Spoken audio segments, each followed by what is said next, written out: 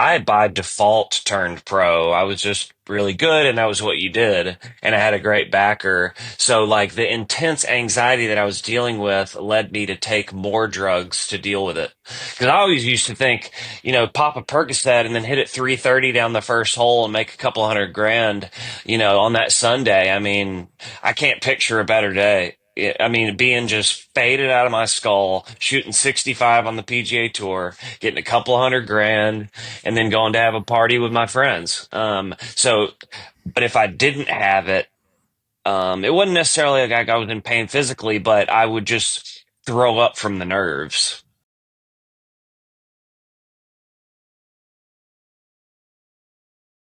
You know what? I think one really cool thing about your story, Will Wave God, Will slash Wave God, is that you come to golf through, the typical, you hear a lot of stories about, my dad played and, or my dad was a teaching pro or my dad was this. And you come to golf through your Grandpa, mom. Yeah, right? Yeah. It was your mom who was the player. Tell us about that.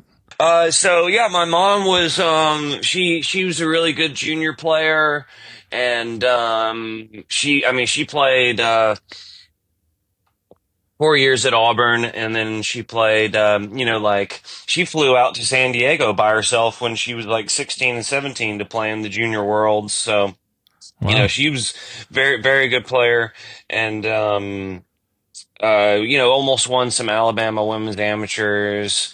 And then she got her degree, from Auburn. Obviously, there's no money in, women's golf yet at that point. I mean, there's some, but, only for like Nancy Lopez. Right. So, they come back to Birmingham, Alabama, and she's looking for a job. And then I guess through a friend, through her friend Chris Spivey, who's won probably like 15 Alabama women's amateurs, and she might have won something even bigger at the USGA level, but she's a very talented, she was a medical doctor, and Chris Spivey, I guess, got her the job in 1990 at this little club in small town in Alabama, called Pell City. It was called Pine Harbor Country Club, and so she got that job as the GM and head pro, and so I would just basically start riding into work with her. I was probably 5, 6 at the time she got this job, so I just started riding into work with her. Yeah, and so that's where she ran it. that's where you played your golf growing up. Yep, and then they closed that in 2012. Unfortunately, it was a pretty good spot. Some of the courses in floodplains, but once the housing crisis happened, small towns in Alabama got hit particularly hard. There was no money. There was no money left, and for all these guys that did blue collar stuff, building homes and things like that. So, the course ended up closing a couple of years, after my mom left. She left in like '01, '02, something like that. So she's there for 10 years. And then, she went to UAB and was the women's golf coach there for 18 years. That's amazing. Now, meanwhile, you're getting pretty good at golf. Yeah. And, so I've heard you talk about your swing and your game and talk about being a feel player. Is that kind of how you think about it? Oh yeah. And I didn't even know what a field player was. That's what I was going to ask you. What's a field player? Yeah, somebody that's not the opposite of the guy that's on the range with the two sticks down, no alignment work, no real focused practice at all. I didn't really know. I just either bang balls or hit a couple putts. And I mean, the years that I made a lot of money on the PGA Tour, I had practiced a lot leading up to that and the years prior, but I didn't really I bet I didn't hit balls after 10 rounds that whole year. Just feeling it. I had just little swing keys, little, stay connected and, stay tall, just little feels like that. And I was just kind of like press the start button and always kind of feeling weird shots in there and, working the ball a lot. But also having a homemade swing has a lot to do with being feely, I would think too. Yeah. Well, I mean, gosh, during the 2010s in that period, that day when you're on tour, I mean, people are talking about you. Most people are saying you're the best ball striker they've ever seen. Your ball striking Yeah, stats are nice. phenomenal. I was They were watching, good. yeah, really good. I was watching a bunch of Crazy, I know. your swings yesterday. So I mean, we all want to be better ball strikers. You mentioned a couple Yeah, things heck yeah. there. Is there any key to you Yep. to your the way that you approach it? I mean, just being uh my mom was a good athlete, my dad was a good athlete. I grew up at a course that was really, really tight. Um I didn't play any other sports because I was like the smallest kid in class. I don't know. I just always had really good hands and always, it just happened by accident. I had no idea what I was doing. I had no idea what I was doing even when I was on the PGA Tour. I didn't know that I didn't carry a yardage book. I didn't know that you had to check the prevailing wind direction. I mean, I knew the rules, like, but I was just like the wind's coming from over there. And and I didn't write anything down in the books, obviously, because I didn't even carry one. I just needed, what was the run out, what was the carry, what was the front, what was the pin, what was the back, and roughly the wind direction. I never knew that you checked all that, which is fucking crazy. You probably now as a caddy for. I mean, I imagine Sung Jae's approach is a little different. Is he a field player, 100%. or it seems 100%. a little more technical? He's right in the middle. Okay, He's got the same perfect golf swing that, although he gets a little disconnected on his right arm. That's where his irons get a little weird sometimes. But um, like last week, he was pretty much last in iron play and approach the green. Um, so and hits it so straight that he didn't practice much out of the rough, and the rough was like that. yeah, Anyways, and it was super, super soft. But he's right in the middle, I would say. I mean, okay, he doesn't have that many like chippy shots. It's really just full shot and then a little bit off full. Those are his two. Whereas, I mean, I could take a 4 iron and hit it from 130 yards, or I could hit it from 230 yards. So yeah, I always hit the low ball. And once the equipment changed on me in 2016, and that's when they became adjustable for the user. yeah, You screw the thing off, take the head off, turn it, adjust it. Once that happened, the clubs became a lot less workable. yeah, Because back in my day, you could really flatten a driver, you could really, really open up the face more than just 2 degrees. So I mean, my thing was like 5 or 6 flat and 5 or 6 open. I'd get like a high lofted head and then open the shit out of it and flatten it. dude. You're making. Yeah. I'm just imagining the horror show Yeah. that I would produce with that. Can you walk us through your swing? I've been watching it. Some unique things. You're a little bit open. Man, you really Hmm. do get your posture just gets better and better as the swing goes on. Just very athletic, an athletic move. So if we were going to show us a clip of your swing, could you walk us through it? No, I Yeah, don't I have one to mean, show you right now, but yeah, from currently or I don't know. currently or when I was on tour. When you're on tour, I guess. Yeah, I mean, the year that I shot 59 and got my tour card, I remember I was doing this like chicken wing thing at address. For whatever reason, I thought if my left elbow was pointed at the target at address, I think what it did was it got me wider. But anyways, I have an insane amount of lag. I had only worked that 1 year and I shot 59 doing it. And then didn't work again after that. Probably did it for about 10 months.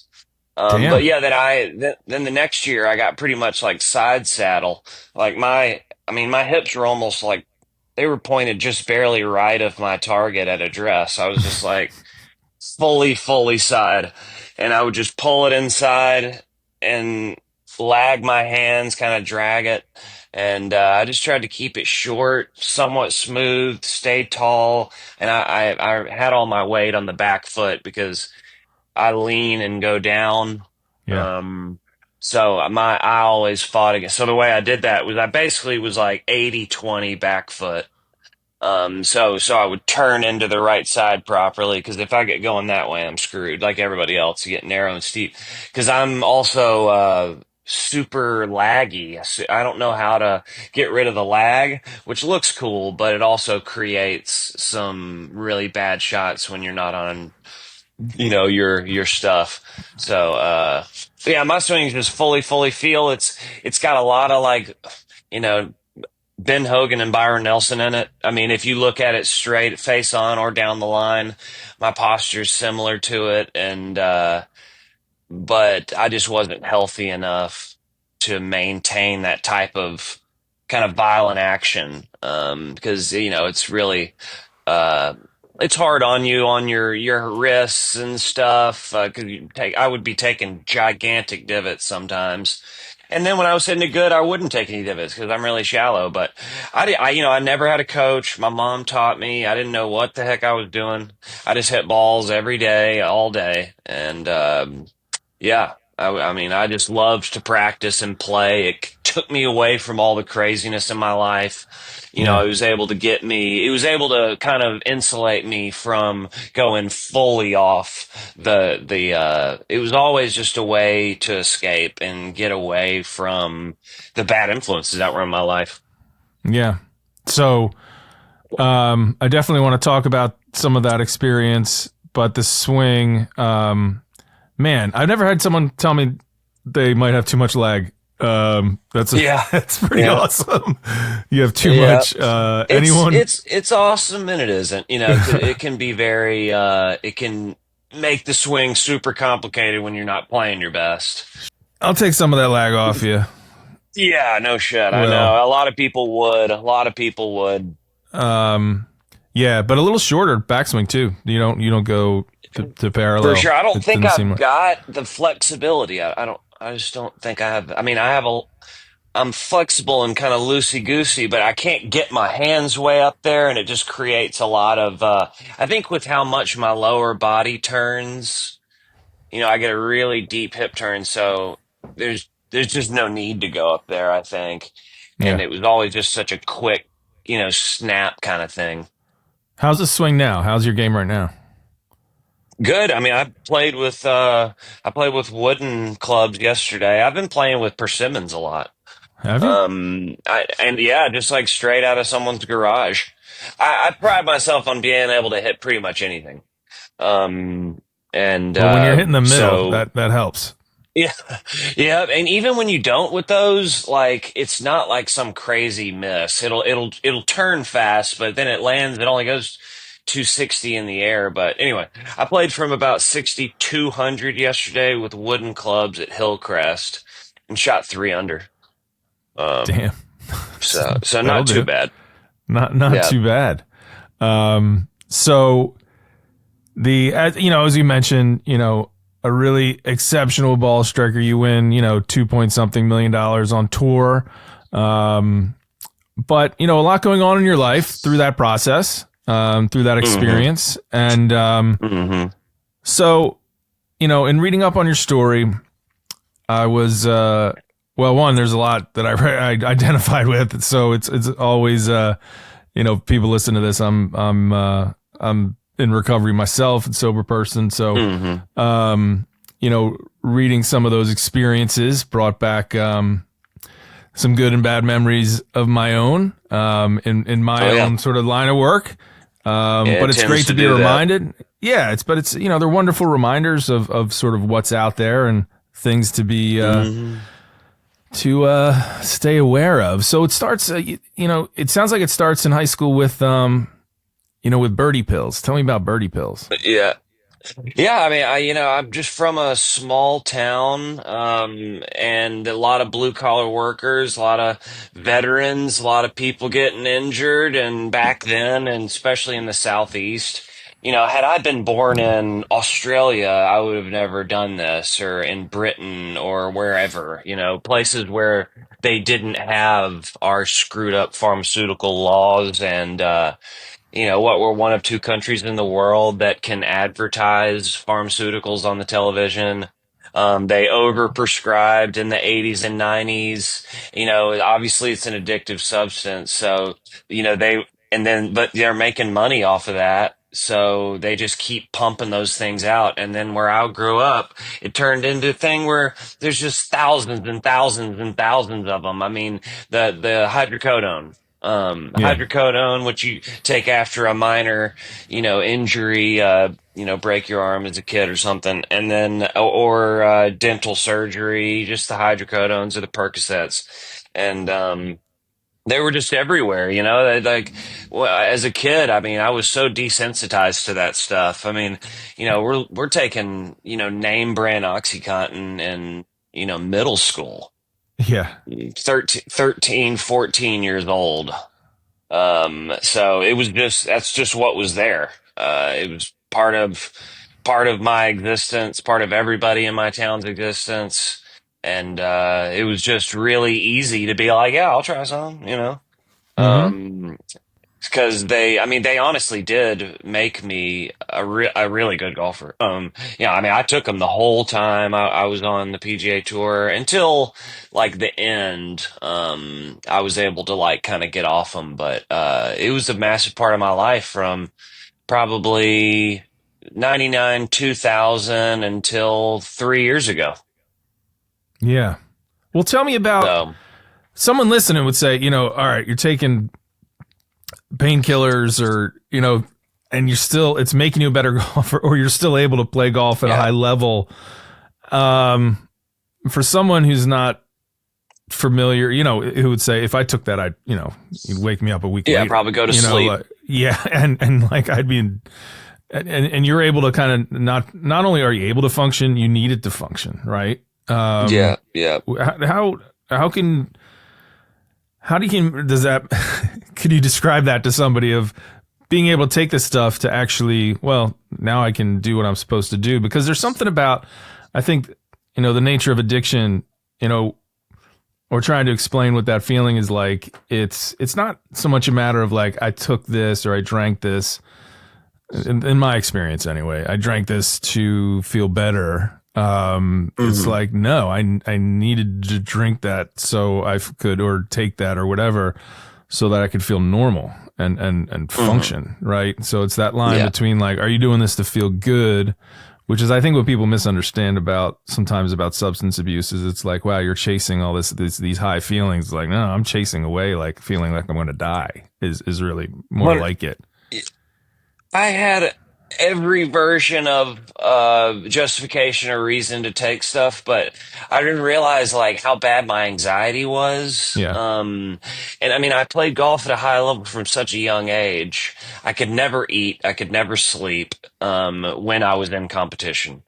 So I by default turned pro. I was just really good and that was what you did. And I had a great backer. So like the intense anxiety that I was dealing with led me to take more drugs to deal with it.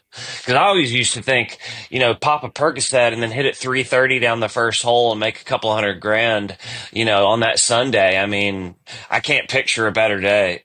I mean, being just faded out of my skull, shooting 65 on the PGA Tour, getting a couple hundred grand, and then going to have a party with my friends. But if I didn't have it, it wasn't necessarily like I was in pain physically, but I would just throw up from the nerves. Yeah. I Yeah. used it as an anxiety depressor.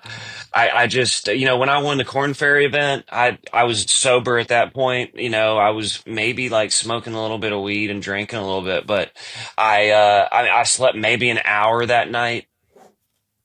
Couldn't eat any. Really. I teed off at 1:30, 2 o'clock in the afternoon. I thought everybody went through that, but that's not the case at all. I couldn't freaking sleep. If I teed off at 2 o'clock with a lead, I'd been up since midnight or 1 a.m. Yeah.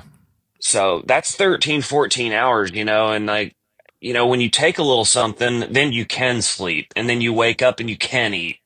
So that was my main thing is like I just couldn't handle the nerves, and I played professional golf because I didn't know any better. I really did. I mean, I wouldn't wish it on my worst enemy. It's what led me where I am now. Because had I not played, I wouldn't be a successful caddy. But yeah. Mm. It's just Yeah. the nerves. People don't understand how intense the nerves are when you are a depressed, anxious person. Hmm. It's a different deal. It is a different deal because your whole life you've been working on something since you were a kid, and then here it is. Don't fuck it up now. And Yeah.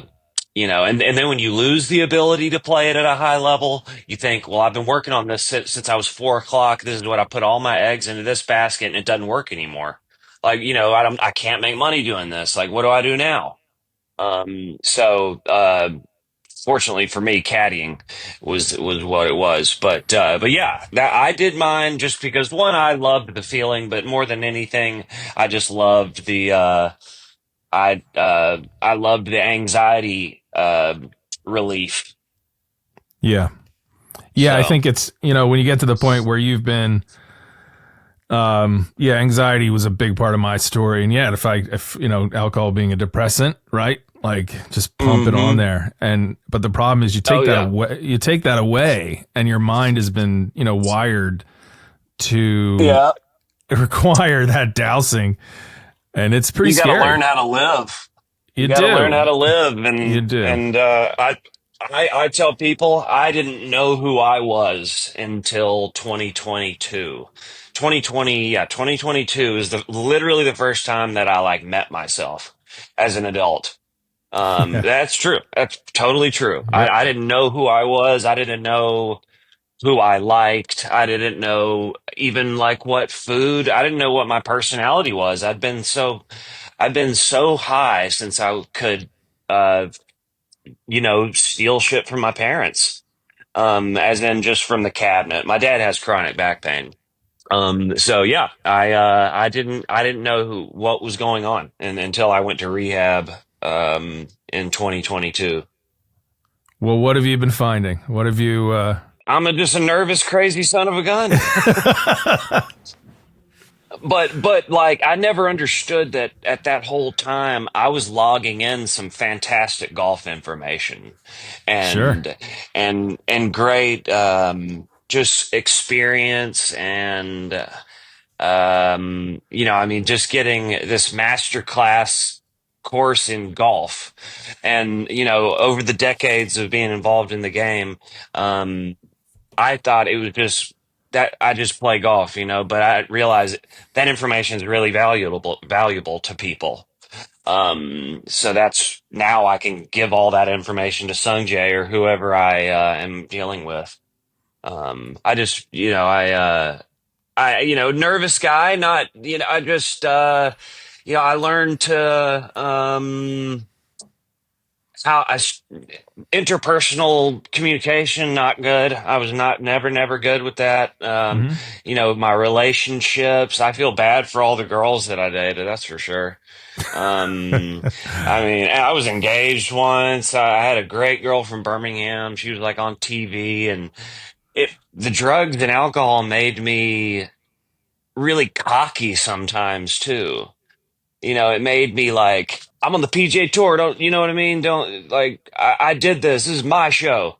That type of stuff. And I mean, I would never get like like, I would probably get angry. It's not like I ever was physically abusive, but like I was super distant. I was always isolated.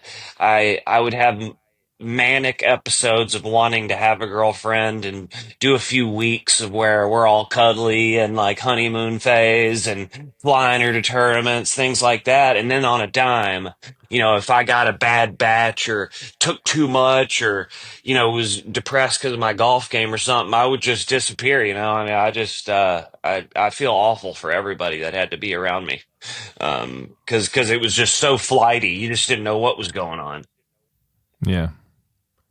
What got you to what got you to the point, you say 3 years ago, to make a change there and go in a different Well, direction?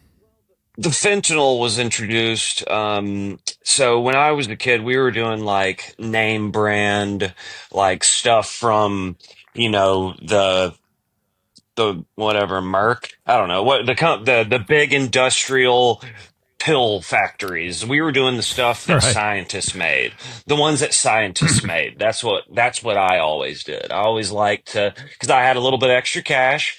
I didn't want to do the dirty crap that can like, and I didn't. So then I run out of every dollar that I made on the tour. Spent it all. Had about $1,000 left, and so you got to buy the cheap stuff.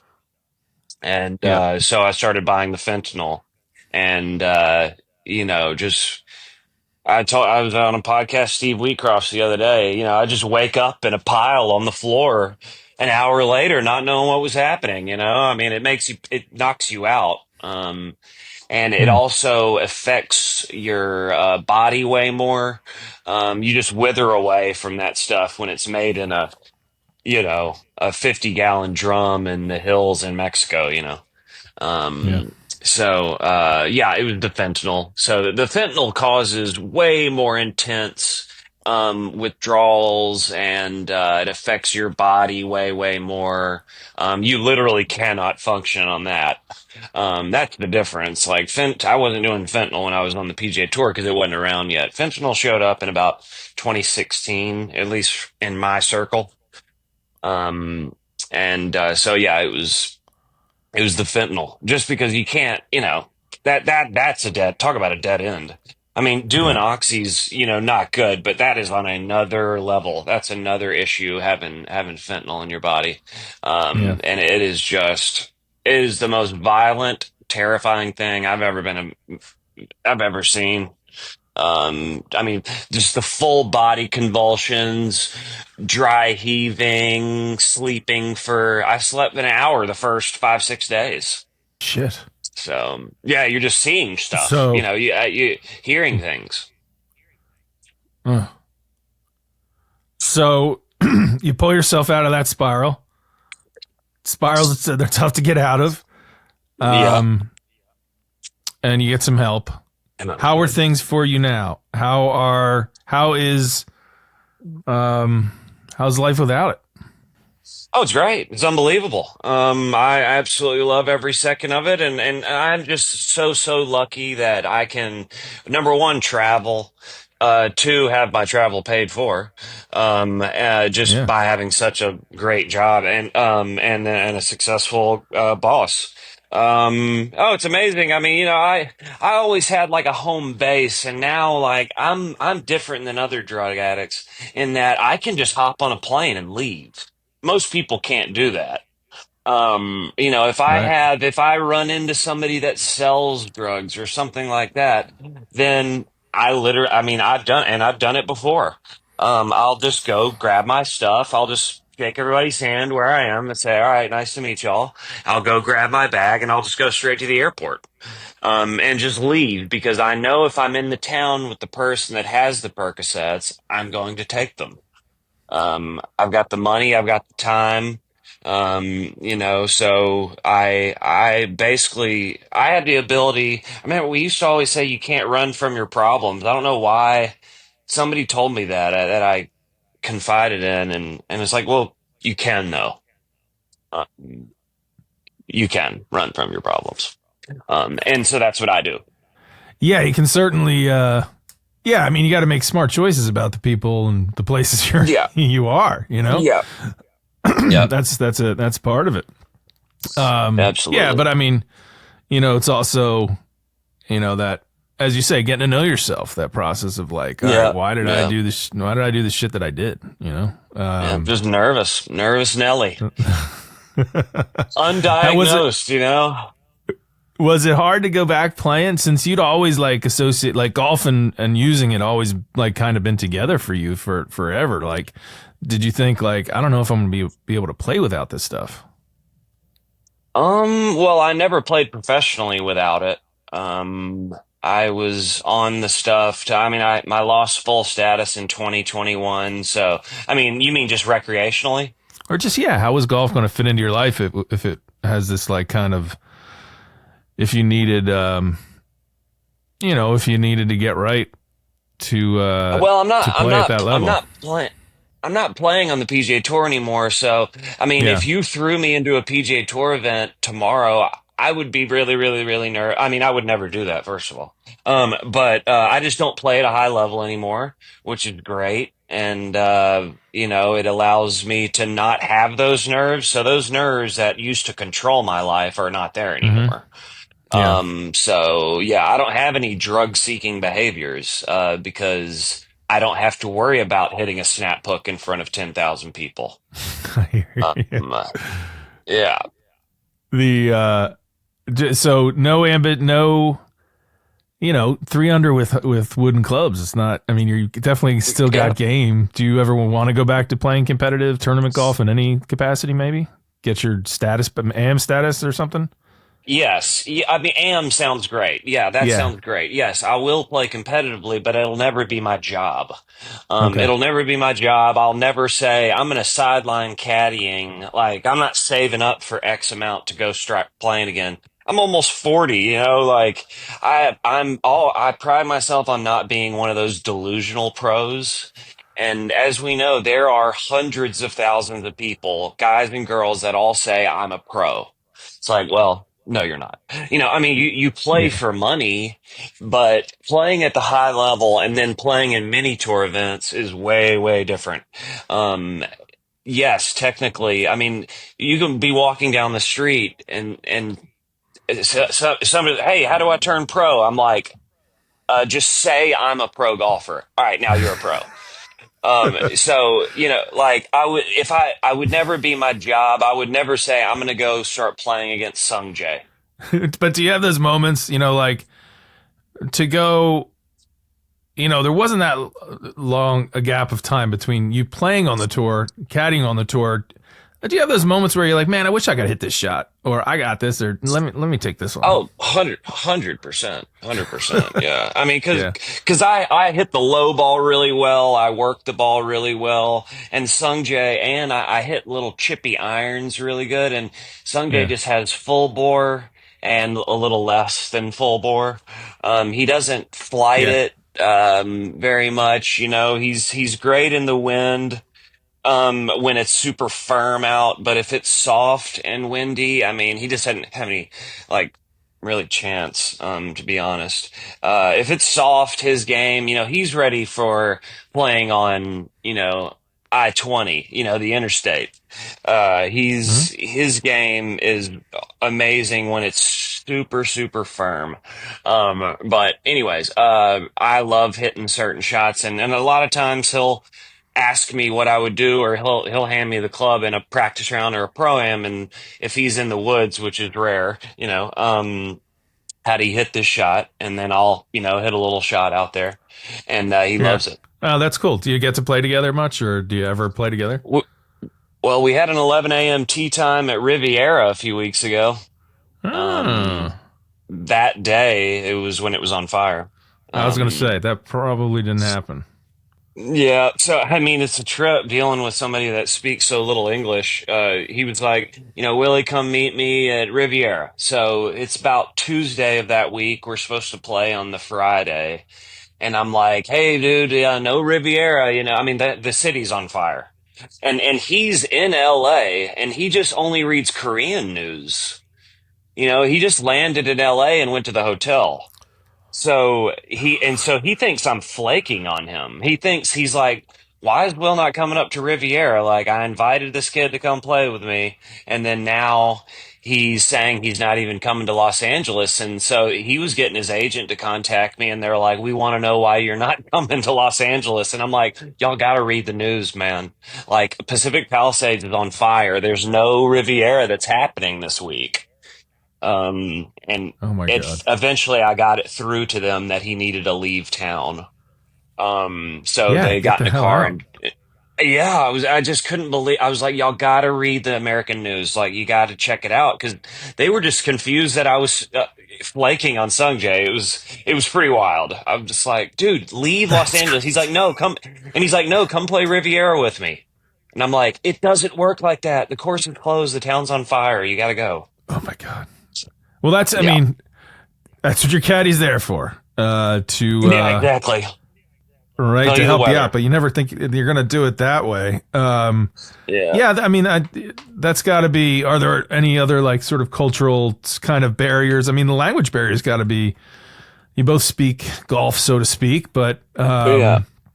are there? Is it otherwise? Is it like? Are there other sort of cultural quirks that are kind of interesting to navigate? Yeah, I mean, I know they're not a big, like, they don't use sarcasm a lot, but, the way they view their player, their employee, their underling or whatever, is different than American players, and not necessarily in a bad way at all.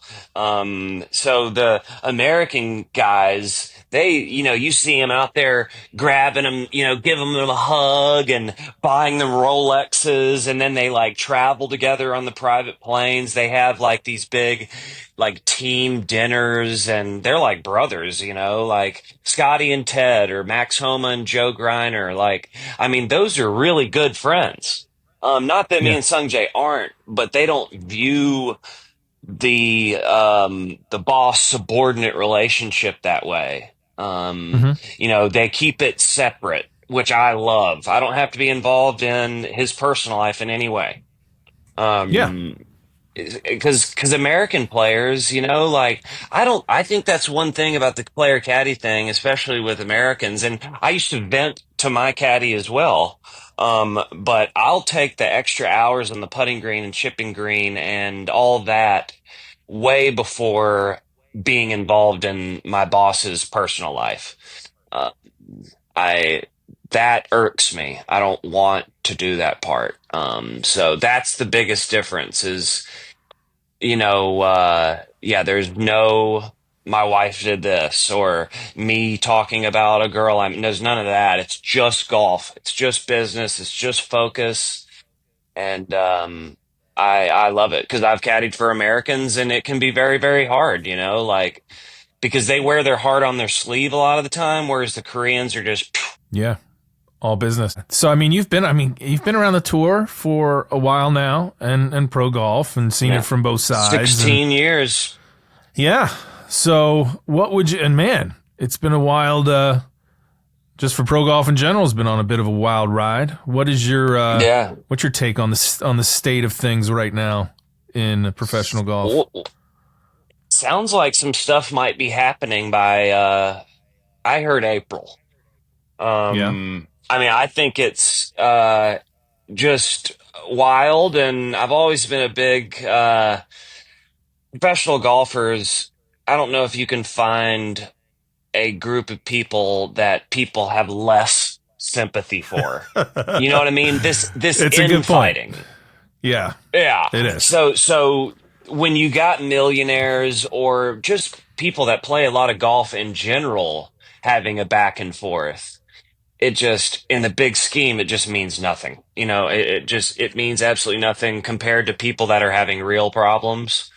Um, so I just think that the quicker it can all get resolved, I think it's definitely pushed people away. Although I heard the numbers for Ludwig's win on Sunday were huge on the TV, Apparently they were. Yeah. which is great to hear. Yeah, So yeah, I think it needs to get resolved.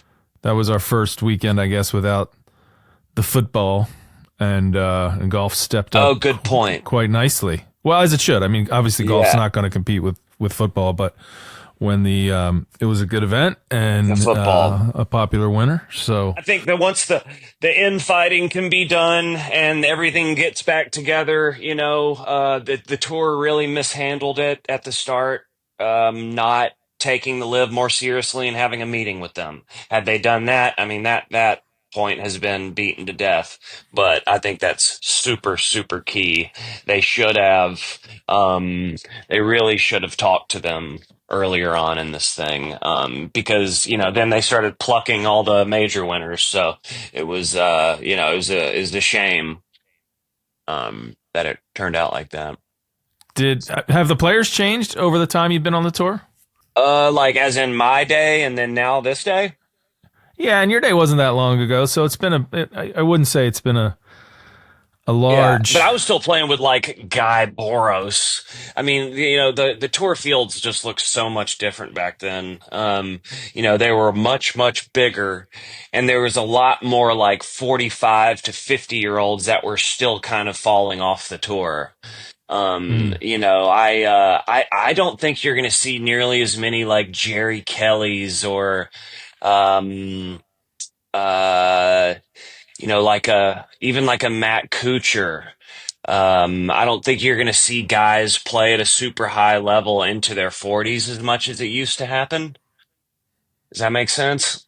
I Yeah. really don't Why do you think think that. so? Because of the way they're structuring the Yeah, events and the money list, or less spots, less yeah, everything, less big time events. I mean, you're just not going to have any 46-year-olds competing at Bay Hill, and doing well. I just don't see that happening. The average age has plummeted. When I was on tour, the average age on tour was like 30. Now I think it's, like 26, 27. Corn Ferry was now it's a couple years lower. The stakes are a lot higher. The caddies are different. The caddies are more focused. It used to be like, where are the caddies drinking this week, And then after the round, everybody would go to that bar and hammer beers until the evening was over and go to the hotel, get a little rest, maybe like down a Little Caesar's pizza or something. And, I mean, half the time, like I'll never forget the story of the one caddy. He's like the biggest legend. He got hit by a car while at like 2 a.m. on a Friday night, in like San Diego somewhere.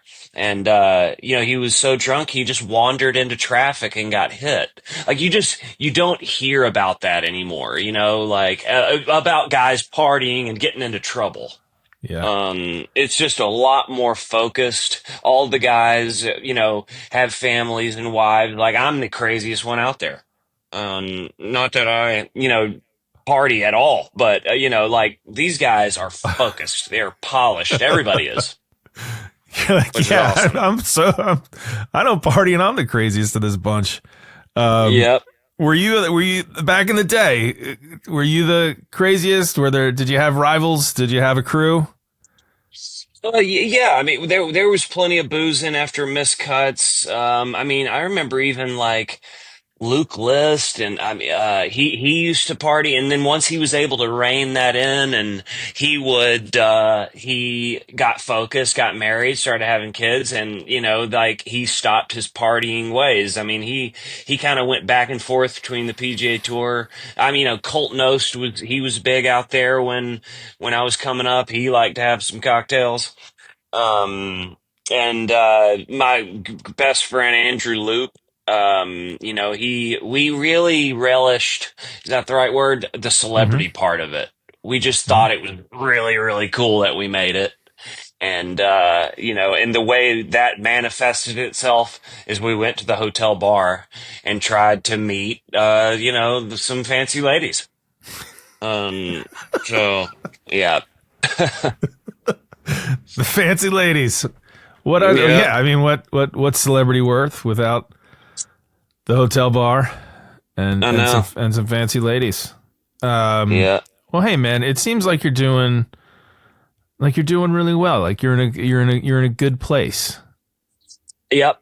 Yeah. Well, it's worked out great. I can't believe it. I can't believe it worked out so great, but it took me, 6 years to kind of shake free of all the demons and realize what I needed to do to avoid them. And that's what I was able to do. It's just a real freeing kind of, sigh of relief. Every Yeah, day is just like, oh my, it's just so much simpler now. Between women and drugs and partying, I was just all over the place. it's not easy to. It's hard work to be a good Yeah, addict or drunk or alcoholic or whatever. It's a very full. hard work. It's a full time job trying Yeah, to keep yourself right, functioning. Try and yeah, participate in the world in some way, shape, or form. yeah. It will wear you Faking it. down, right? Faking it, faking Yeah, life. So, but you're not. yeah. You're I living it now, man. I'm really really happy for you. yeah, I appreciate it. Yeah, it's It's a relief. It's a Yeah. relief. I'm really Yeah. glad that I came out of it, and people love the fact that I, came out of it. I've put on, 30 pounds since rehab, and when I went to rehab I was 150 pounds in 2022. Now I'm like over 180. So everybody, right when they see me, I was like, Jesus, because I, my Yeah. face is fuller. I have color in my skin. I mean, even if you go back and look at my tour pictures, like if you just look up Will Wilcox Golf, and you'll see my tour profile pictures. In most of those, I look like wet cardboard. I mean, I just You look like do. shit. Super Yeah. skinny face. My hair looks greasy. Got circles under my eyes. I just puffy. Yep. Just look awful, feel awful. It's an unbelievable reminder. You know what? You're right. And I'm laughing not out of any sort of malice. I think there's Yeah, we get to laugh when you've shared some yeah, of that experience. I still have my ID from my detox, and that picture. yeah. Oh Whew. yeah, It yeah, was yeah. I gotten rid. so I've gotten. I bet you were puffy and red. puffy as hell. I was like I got attacked by bees. Yeah, and the It was bad. redness. The redness is scary. Yeah. No, So it is amazing the first week, and people are like, "Damn, you look different." yeah, And then 2 weeks, you're like, "You look different." So yeah, for anyone who's listening, and yeah, there's and wants to do something differently, there's certainly yeah. a way to It do can that. be done. It can be done. Yeah. So when are we going to see you next? We're going to see you. You've got Well, Sungjae's playing the Cognizant. Sungjae's playing the Cognizant. I guess we Yeah. got. And is he in the Players? Yeah, Sungjae's ranked like 20 in the world. Yeah. So yeah, I mean, he's Yeah. already made 2 million. He's already made 2 million this year. This year. Yeah, made 2 million in January. So yes, he snuck in the players field. I can't keep track of who's playing and what anymore. Yeah. He's in the cream of the crop. I'm lucky as shit. Sweet. So you'll be at Augusta? I'll be at Augusta. Yeah, I'll be every major, and yeah, I've been kind of for almost 2 years for him. So if it's the biggest tournament in the world that week, he'll be in it. That's awesome, man. Well, we'll catch you. Yeah. We'll catch you at Augusta, maybe. Oh, nice. Yeah, come say hello. Will do. Will, I can't thank you enough for your time. Yeah. Good luck with No everything. problemo. And we're really happy for you, and keep on keeping on, my man. Yeah, thanks for having me on. I know we had some mutual buddies, and or at least y'all know the Malvin golf people. Ryan Evert from there was super high on you guys' podcast and was saying, I think he actually maybe talked about me to one of you guys at some Yeah. point. I think so. And yeah, so he was excited that I was doing this, and I'm excited that they signed me.